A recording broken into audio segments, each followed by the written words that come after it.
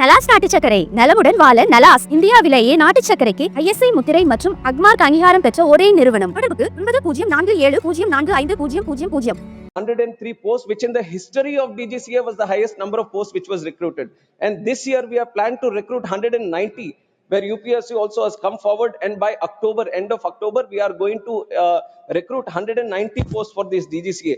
And the other thing, which is more practical, that I want to tell the House is that these are very niche and technical posts. It's not like we have a huge pool. This is a limited pool of subject matter experts, let it be the engineers or the pilots or medical experts, aviation related experts. This is a very specific pool of people that we are trying to pick up from. And it is a very tough process of picking up the right people, because these are going to be the regulators, these are going to be the inspectors, these are going to take care of the safety. So the recruitment process is also a very rigorous process, and we are doing our we have taken notice of this thing also, and it has been continuing process, and we are putting more pressure so that the timelines for the recruitment also come down, and very soon we are in the process of achieving 90% of these vacancies also to be recruited. Thank you. Third supplementary, Manishri R. Girirajan. Thank you, sir. I would like to know from the Honorable Minister whether the government has formed any high-level committee and formulated any new norms and procedures to be adopted and complied during the safety audits and the routine inspections of each and every flight before the takeoff, and to provide special refresher training to ensure the physical, mental and emotional stability of the pilots are stable and fit to fly after they complete the 1,000 hours of flight. Thank you, sir. Thank you.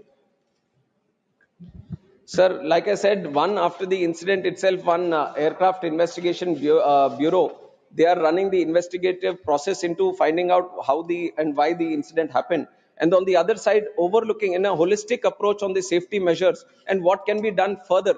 Because not only within the country, we are also trying to study other countries across the world where there might be better safety measures in their own countries. So we have also formed a high-level committee under the chairmanship of Home Secretary, and all important people from the aviation are also participating in it.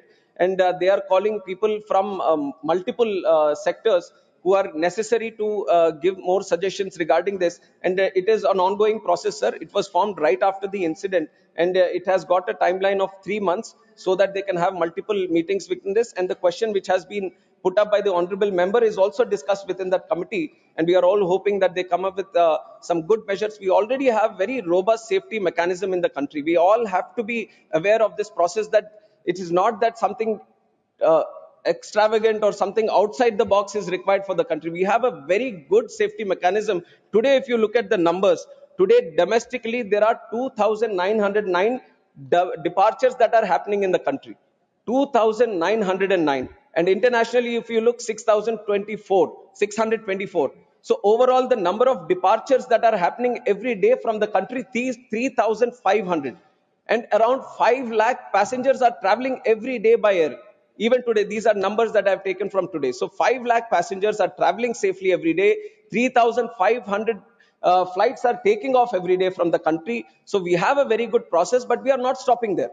We want things to be brought down to zero in terms of incidents or anything. That is the process that we have. That is the integrity that we have, and that is the target that we have. So we are being more open now to the suggestions that are coming into our side, and we are looking at the international process also. And some of the countries where they feel, because ICAO, which is the International Civil Aviation Organization, always has a third eye on all the countries which are running operations, which are having these civil aviation networks, because civil aviation is not a thing where it is just within the country. It is not limited within the country. There are airlines from our country which are registered in India going into other countries and picking up and traveling passengers of other countries also. And likewise, other countries airlines are coming into our country and they are picking up our passengers. So this is a global thing, and all the countries which are having these civil aviation departments or ministries or sectors, they all have to comply with the Civil Aviation Organization, International Civil Aviation Organization protocols. And we have been very committed to maintain those protocols. And we have a very effective score of 85 in the International Civil Aviation Organization safety score. And there are other countries, and you have to imagine the numbers that India has.